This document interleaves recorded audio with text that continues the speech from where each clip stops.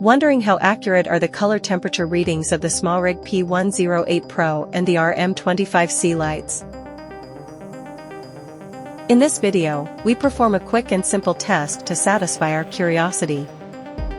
We use the Sekonic C-500 Colour Meter as a reference gauge.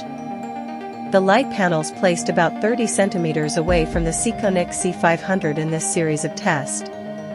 For our camera, we use the Canon R50V with a RFS 18 to 150mm lens, stopped down to f11 to be able to read the LCD screens on both the panel and Sekonic Colour Meter. Our R50V camera is set to 1/50 shutter speed, locked at 5600K color temperature for a daylight visual reference. Canon REC709 color settings. At 2500 kelvins on the RM25C, our Sekonic reads 2350K.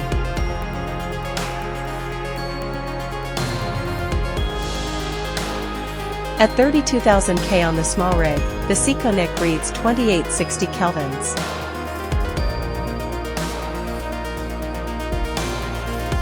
At 4000K, the Sekonic reads 3370 kelvins on first measurement, and 3360 on second measurement.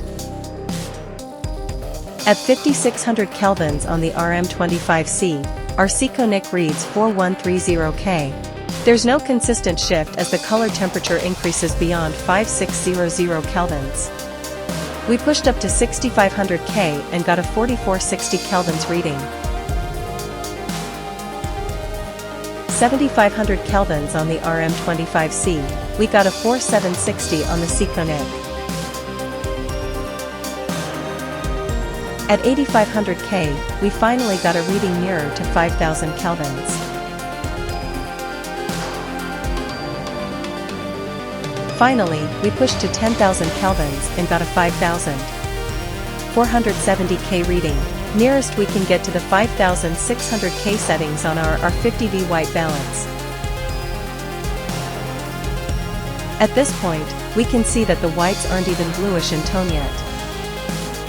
This means that the Smallrig RM25C color temperature is way off its scale.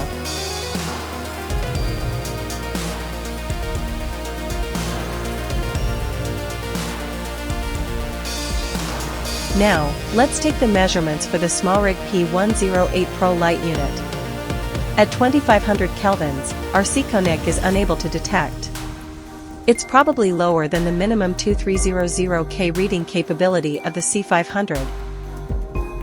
We push it up to 2600K on the P108 Pro and our Sekonic managed to read at 2340 kelvins. At 3000 kelvins, the reading we've gotten on the Sekonic is 2740K. 3200K, the C500 reads about 400 kelvins lower at 2870 kelvins. Only at 4000K on the Smallrig light, we managed to get it to 3460 kelvins on the Sekonic. The color rendition is indeed warm looking for a visual compare, bearing in mind that our camera is set at 5600K. At 4500K, we got 3720 kelvins on the C500.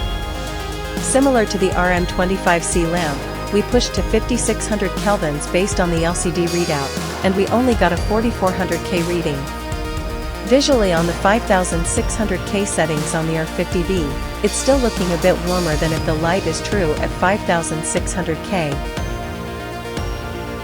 Finally, we pushed to 6500 kelvins on the P108 Pro, and we got a 4730K reading on the Sekonic.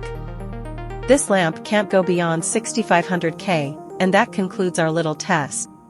We hope this is useful for a quick reference and lighting judgment when we need to dial in the temperatures during an actual shoot requirement.